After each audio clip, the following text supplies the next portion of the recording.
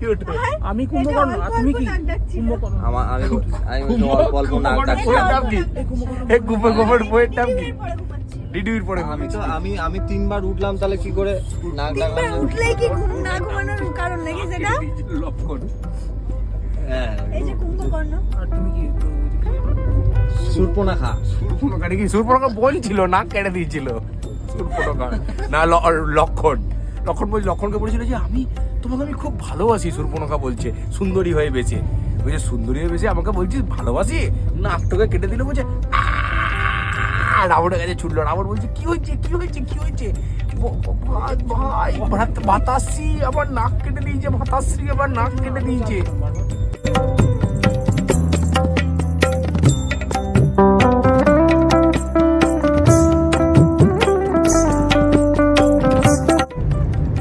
আমরা উত্তরাখণ্ড পৌঁছে গেছি এই কিছুক্ষণ আগেই, জাস্ট 20 মিনিট আধ ঘন্টা হবে। প্রীতম দা টোটাল ট্যুরটা সাজিয়েছে।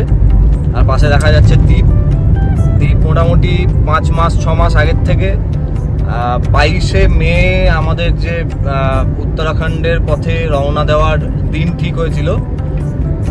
তো সেই দিন কানের কাছে শুধু হ্যামার করে গেছে সবসময় যে 22শে মে আমরা তাহলে বেরোচ্ছি। প্রত্যেক দিন প্রত্যেকটা সময়, মানে এক ফোঁটা গ্যাপ দেয়নি আর কি। যখনই দেখা হচ্ছে তখনই এরকম বলছে। আর সব থেকে বেশি এক্সাইটমেন্ট তো প্রীতমদার ওয়াইফ মানে পায়েলের ছিল। তো কবে থেকেই আর কি খুবই উত্তেজিত। আর আমি তো অনেক কিছু কেনাকাটাও করেছিলাম। তো আমরা সিউড়ির থেকে দুর্গাপুর এসেছি।